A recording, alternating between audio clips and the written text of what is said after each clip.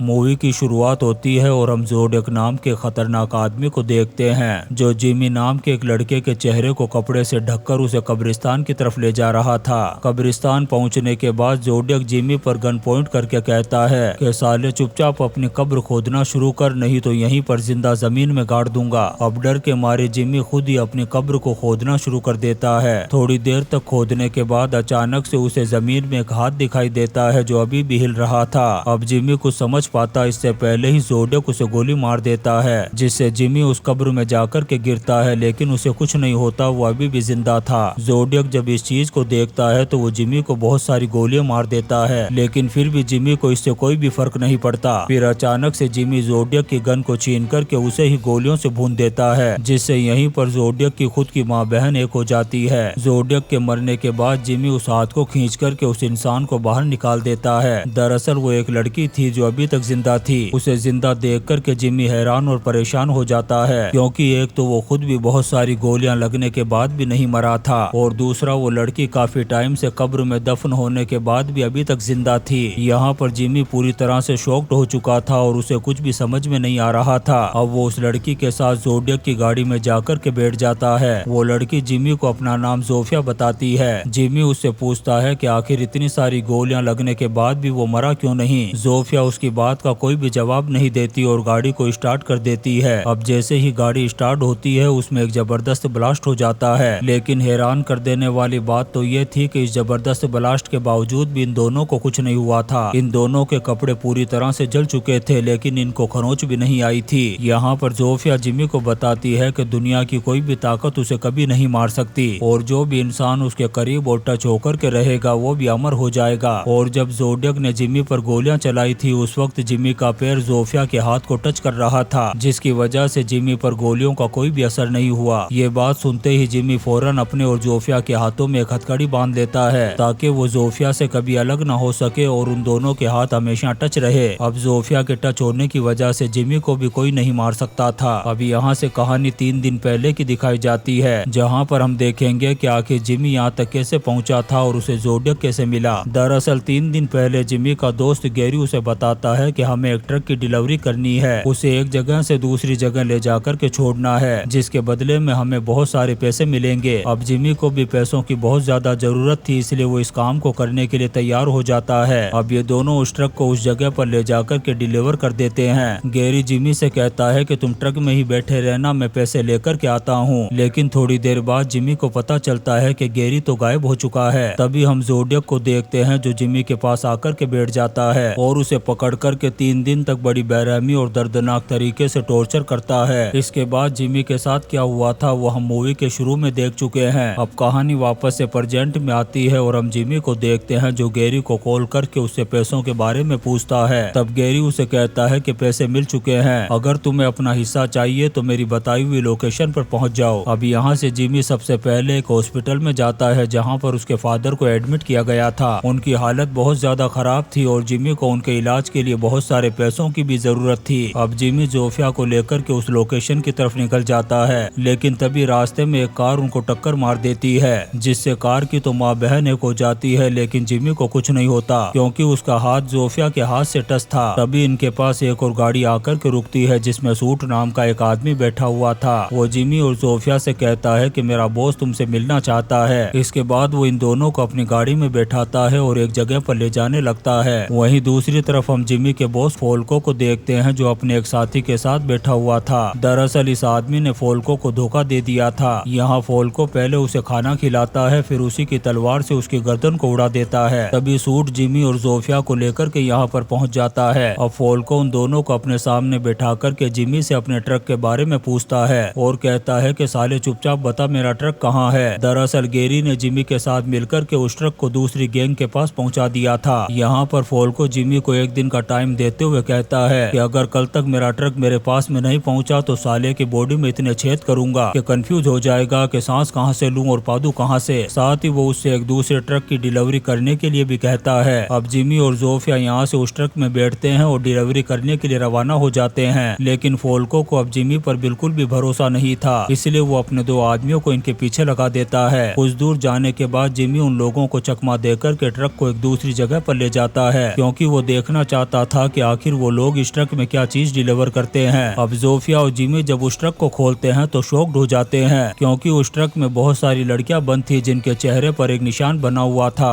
अब उन लड़कियों को लगने लगता है कि जोफिया और जिमी ने ही उन्हें किडनैप किया होगा। यहाँ पर जिमी उन लड़कियों को समझाता है कि इस काम में उनका कोई भी हाथ नहीं है। तभी एक लड़की जिमी को धक्का देती है और यहाँ से भाग जाती है। ताज्जुब की बात तो ये थी कि इन लड़कियों में जिमी की एक्स गर्लफ्रेंड डायना भी मौजूद थी। अब यहाँ से कहानी फ्लैशबैक में जाती है और हमें एक हफ्ते पहले का सीन दिखाया जाता है, जहाँ पर हम डायना को देखते हैं जो जिमी के साथ अपने टाइम को स्पेंड कर रही थी। वो जिमी को बताती है कि कॉलेज वालों ने उसे एक जॉब ऑफर की है जिसके लिए वो लोग उसे बर्लिन लेकर के जाएंगे, लेकिन जिमी इसके लिए डायना को साफ मना कर देता है और इसी के चलते इन दोनों में बहस हो जाती है और इनका ब्रेकअप हो जाता है। अब कहानी वापस से प्रेजेंट में आती है, जहाँ पर हम डायना और उन सभी लड़कियों को देखते हैं। दरअसल इन सभी लड़कियों को जॉब का झूठा लालच देकर के किडनैप कर लिया गया था। यहाँ पर ये लड़कियां जिमी को बताती है कि उनकी बॉडी में एक डिवाइस को फिट कर दिया गया है और उस डिवाइस की वजह से उनकी जान को खतरा हो सकता है। ये सुनकर के जिमी उनसे कहता है कि डरो नहीं, मैं तुम्हें हॉस्पिटल पहुंचा दूंगा। लेकिन कुछ लड़कियों को जिमी पर बिल्कुल भी भरोसा नहीं था, इसलिए वो यहाँ से चली जाती है। लेकिन जिमी की गर्लफ्रेंड डायना अभी भी जिमी के साथ ही थी। वहीं दूसरी तरफ हम उस लड़की को देखते हैं जो जिमी को धक्का देकर के भाग गई थी। वो लड़की एक दरवाजे के पास जाकर के जोर जोर से चिल्ला कर के कहती है कि अगर तुम लोग मेरी बॉडी से इस डिवाइस को निकाल दोगे तो मैं तुम्हें बाकी लड़कियों का पता बता दूंगी। तभी अचानक से वो गेट खुल जाता है और वो लड़की अंदर चली जाती है। वहीं दूसरी तरफ जिमी उन सभी लड़कियों को लेकर के हॉस्पिटल के लिए निकल जाता है। तभी गैंगस्टर फोल्को के आदमी इनके पीछे लग कर के इन पर अंधाधुंध गोलियां चलाना शुरू कर देते हैं। ये देख कर के जिमी सभी लड़कियों से कहता है कि फौरन जोफिया के हाथ को टच कर लो। अब ये लड़कियां जैसे ही जोफिया के हाथ को टच करती हैं अमर हो जाती है। अब जब तक इन लड़कियों का हाथ जोफिया के हाथ से टच रहेगा दुनिया की कोई भी ताकत इनको नहीं मार सकती थी। लेकिन जैसे ही हॉस्पिटल आता है ये सभी लड़कियां जोफिया से अपने हाथ को हटा कर के हॉस्पिटल की तरफ भागती हैं। डायना भी जिमी को थैंक्स कहकर के हॉस्पिटल के अंदर जाने लगती है। उधर हम उस लड़की को देखते हैं जिसे कुछ लोगों ने पकड़ लिया था। वो लड़की उन लोगों से कहती है कि अगर तुम मेरी बॉडी से उस डिवाइस को निकाल दोगे तो मैं उन लड़कियों की लोकेशन बता दूंगी। तब वो लोग उसकी बात को मानते हुए उसके हाथ में एक रिमोट पकड़ा देते हैं और उसे उस रिमोट के बटन को दबाने के लिए कहते हैं। ये सुनते ही वो लड़की फौरन उस रिमोट के बटन को दबा देती है। उधर वो सभी लड़कियां जब हॉस्पिटल के अंदर जा रही थी तभी उनके पेट से एक सायरन की आवाज आने लगती है और एक एक करके वो सभी लड़कियां ब्लास्ट होना शुरू हो जाती है। दरअसल इन लड़कियों के पेट में एक बॉम्ब लगा हुआ था और जैसे ही उस लड़की ने रिमोट के बटन को दबाया वो बॉम्ब ब्लास्ट होना शुरू हो गए। वहीं दूसरी तरफ जिस लड़की ने उस रिमोट के बटन को दबाया था उसकी भी माँ बहन एक हो चुकी थी। उस लड़की के सामने एक छोटी बच्ची बैठी हुई थी और हैरान कर देने वाली बात तो ये थी कि ये छोटी बच्ची ही इस खतरनाक गैंग की लीडर है। इसी के कहने पर उन लड़कियों की बॉडी में बॉम्ब को फिट किया गया था। उधर हम जिमी और जोफिया को देखते हैं जिन्हें गैंगस्टर फोल्क के आदमियों ने पकड़ लिया था। वो उनकी हथकड़ी को खोल करके उन दोनों को अलग अलग सेल में बंद कर देते हैं। उसी सेल में जिमी को उसका दोस्त गेरी भी मिल जाता है। यहाँ पर जिमी गेरी से उन पैसों के बारे में पूछता है। तब गेरी बताता है कि फोल्क के लोगों ने उसे भी किडनैप कर लिया था। तभी यहाँ पर वो छोटी बच्ची कोवेक आ जाती है और गेरी के हाथ में एक लोहे का हथियार पकड़ा करके कहती है कि अगर तुमने इस लोहे के हथियार से जिमी को बुरी तरह से टॉर्चर किया तो मैं तुम्हें आजाद कर दूंगी। अब ना चाहते हुए भी गेरी जिमी को बुरी तरह से मारना शुरू कर देता है। ये देख कर के कोवेक बहुत ज्यादा खुश हो रही थी। वहीं दूसरी तरफ हम जोफिया को देखते हैं जो कोवेक की कैद से भाग रही थी। उसने उन सभी लड़कियों को भी उस कैद से बाहर निकाल दिया था, लेकिन कोवेक उन्हें देख लेती है और उनको फिर से पकड़ लिया जाता है। अब इन लड़कियों ने भागने की कोशिश की थी, इसलिए कोवेक उनकी बॉडी में बॉम्ब फिट करने का ऑर्डर दे देती है और इस काम की जिम्मेदारी उसने एक साइको डॉक्टर को दे दी थी। अब वो डॉक्टर एक लड़की को टेबल पर लेटा करके उसे बेहोशी का इंजेक्शन लगा देता है। इसके बाद वो उसके चेहरे पर लेजर से एक निशान बनाता है, फिर उसके पेट का ऑपरेशन करके उसमें एक बॉम्ब फिट कर देता है। अब इसके बाद जोफिया की बारी थी। वो खुद ही टेबल पर जाकर के लेट जाती है। अब वो डॉक्टर जब जोफिया के चेहरे पर लेजर से निशान बनाने लगता है तो जोफिया को इससे कोई भी फर्क नहीं पड़ता। इसके बाद वो डॉक्टर जोफिया को बेहोशी का इंजेक्शन लगाने लगता है, लेकिन जैसे ही वो इंजेक्शन उसकी बॉडी में लगाता है उसकी सुई टेढ़ी हो जाती है। तभी अचानक से जोफिया खड़ी हो जाती है और उन लोगों पर हमला कर देती है। ये देखकर के वो लोग जोफिया पर अंधाधुंध गोलियों की बरसात कर देते हैं, लेकिन जोफिया पर गोलियों का भी कोई असर नहीं हो रहा था। फिर जोफिया उस साइको डॉक्टर का काम तमाम करके उन लड़कियों को लेकर के यहाँ से भागने लगती है। अब यहाँ से सीन शिफ्ट होता है और हमें एक हॉस्पिटल का सीन दिखाया जाता है, जहाँ पर हम एक बूढ़ी औरत को देखते हैं जो जोफिया के फेस को ड्रॉ कर रही थी। यहीं पर जाया नाम की एक लड़की बैठी हुई थी जो इस इस बूढ़ी औरत के बनाए हुए ड्रॉ का फोटो खींच रही थी। उधर जोफिया भी आजाद होकर के एक शिप पर पहुंच गई थी। वहीं पर उसकी मुलाकात जाया नाम की उस लड़की से होती है। यहाँ पर जाया जोफिया को उस बूढ़ी औरत के बनाए हुए स्केच दिखाती है। स्केच देख कर के जोफिया उससे पूछती है कि ये किसने बनाए हैं। तब जाया कहती है कि इसके बारे में तुम्हें जिमी बता सकता है। वहीं दूसरी तरफ हम जिमी को देखते हैं जिसे कोवेक ने पकड़ लिया था और एक पेड़ पर उल्टा लटका कर के बांध दिया था। उसके नीचे एक तालाब था और ये लोग धीरे धीरे करके उसे पानी में डाल रहे थे। फिर थोड़ी देर बाद ये लोग जिमी का पूरा मुंह पानी में डाल करके यहाँ से चले जाते हैं, क्योंकि कोवेक को लग रहा था कि शायद जिमी मर गया होगा। तभी हम जोफिया को देखते हैं जो पानी के अंदर पहुंच चुकी थी। वो फौरन जिमी के पास पहुंच करके उसे टच कर देती है। जोफिया के टच करने की वजह से अब जिमी मर नहीं सकता था। फिर जोफिया जिमी को आजाद करके पानी से बाहर निकाल लेती है और अपना राज उसे बताते हुए कहती है कि जो बूढ़ी औरत स्केच बना रही थी वो एक चुड़ैल है। उसी बूढ़ी औरत ने मुझे शराब दिया था कि तुम कभी नहीं मरोगी। यहाँ पर जोफिया जिमी को बताती है कि मेरी उम्र 100 साल से भी ज्यादा हो चुकी है, लेकिन ना तो मेरी उम्र बढ़ती है और ना ही मुझे कोई मार सकता है। दरअसल जोफिया इसे वरदान नहीं बल्कि एक शराब मानती थी और वो इतनी लंबी जिंदगी से बहुत ज्यादा परेशान हो चुकी थी। वो कैसे भी करके मरना चाहती थी। जोफिया जिमी से कहती है कि इस शराब से मुक्त होने का सिर्फ एक ही तरीका है, तुम्हें कैसे भी करके उस बूढ़ी औरत के पास जाकर के एक मंत्र पूछना होगा और जोफिया जिस इंसान के सामने भी उस मंत्र को बोलेगी उसे सुनने वाला भी अमर हो जाएगा। फिर इसके बाद जोफिया की मौत हो सकती है। यहाँ पर जिमी को एक आइडिया आता है और वो जोफिया से कहता है कि वो मंत्र जाकर के मेरे फादर को सुना दे, जो पहले से ही बहुत ज्यादा बीमार हैं और जल्दी ही मरने वाले हैं। और जैसे ही वो उस मंत्र को सुनेंगे जोफिया की जगह वो अमर हो जाएंगे। यहाँ पर जोफिया जिमी को उस बूढ़ी औरत के द्वारा बनाई हुई स्केच दिखाती है, जिसे देखते ही जिमी समझ जाता है कि ये बूढ़ी औरत उसी हॉस्पिटल में है जहाँ पर उसके फादर एडमिट हैं। अब जल्दी ही जिमी और जोफिया उस हॉस्पिटल में पहुँच जाते हैं, लेकिन तभी हम कोवेक और फोल्को को देखते हैं, वो भी हॉस्पिटल पहुँच चुके थे। ये दोनों ही यहाँ पर जिमी को मारने के लिए आए थे, क्योंकि इनको लगता था कि जिमी ने इनको धोखा दिया है। उधर जिमी और जोफिया उस बूढ़ी औरत के पास पहुँच जाते हैं, जिसकी हालत बहुत ही ज्यादा खराब थी और वो जल्दी ही मरने वाली थी। अब जिमी अपने बाप को लेकर के उस बूढ़ी औरत के पास पहुँच जाता है और उससे कहता है कि वो जल्दी ही उस मंत्र को बता दे ताकि उसका बाप हमेशा के लिए अमर हो सके। लेकिन तभी हॉस्पिटल में कोवेक और फोल्को के आदमी पहुँच जाते हैं और उधर वो बूढ़ी औरत मरने से पहले जोफिया को वो मंत्र बता देती है। यहाँ पर फेल्को का एक आदमी आकर के इन पर हमला कर देता है, लेकिन तभी यहाँ पर एमा नाम की एक खतरनाक लड़की आ जाती है और एक एक करके फेल्को के आदमियों के विकेट गिराना शुरू कर देती है। फिर वो इन सभी को बचा करके जैसे ही बाहर निकलती है तभी कोवेक के आदमी इन पर हमला कर देते हैं। एमा जिमी के बाप को लेकर के एक जगह पर छुप जाती है। उधर जिमी जोफिया के हाथ को पकड़ कर के खड़ा हो जाता है। तभी फेल्को और कोवेक के आदमी उन पर अंधाधुंध गोलियां चलाना शुरू कर देते हैं, लेकिन अभी ये दोनों अमर थे इसलिए उन पर गोलियों का कुछ भी असर नहीं हो रहा था। ये देख कर के जिमी का बाप भी हैरान रह जाता है। तभी वो एक गन उठाता है और कोवेक और फेल्को के सामने जाकर के उन्हें गोली मार देता है, जिससे यहीं पर उन दोनों की मौत हो जाती है। यहाँ पर हमें पता चलता है कि जिमी का बाप ही इस शहर का सबसे बड़ा माफिया और गैंगस्टर था और फेल्को और कोवेक भी उसके लिए ही काम करते थे। इसके कहने पर ही कोवेक और फोल्को ने जिमी को पकड़ा था। दरअसल जिमी की बॉडी में एक ऐसी चीज थी जिसकी मदद से वो जोफिया का पता लगा सकता था और इसी वजह से उसके बाप ने उसका यूज किया था ताकि जिमी जोफिया का पता लगा ले और वो उस मंत्र को सुनकर के हमेशा के लिए अमर हो जाए। अपने बाप के मुंह से इन बातों को सुनकर के जिमी का दिमाग खराब हो जाता है, क्योंकि उसने अपने बाप को बचाने के लिए अपनी जान को दांव पर लगा दिया था। लेकिन अब उसे पता चल चुका था कि सारे फसाद की जड़ उसका बाप ही है। यहाँ पर जिमी जोफिया को मना करता है कि वो उस मंत्र को उसके बाप को ना बताए। फिर जिमी जोफिया को लेकर के यहाँ से जाने लगता है। ये देख कर के जिमी के बाप का दिमाग खराब हो जाता है और वो उस पर गोलियां चला देता है, लेकिन जिमी ने जोफिया के हाथ को पकड़ा हुआ था इसलिए उस पर गोलियों का कोई भी असर नहीं होता। फिर जब सुबह होती है तो हमें कोवेक और फेल्को की डेड बॉडी को दिखाया जाता है। तभी यहाँ पर एक लड़की आकर के कोवेक के चेहरे को पलटती है जो पूरी तरह से ब्लास्ट हो चुका था, लेकिन वो अभी भी जिंदा थी। और इसी सीन के साथ ये शानदार मूवी स्किनफोल्ड डेथ सेंटेंस खत्म हो जाती है। दोस्तों, हम आपके लिए ऐसी ही इंटरेस्टिंग मूवीज एक्सप्लेन करते रहेंगे, तो आप चैनल को सब्सक्राइब जरूर करें और लाइक और कमेंट्स भी करें। Thank you.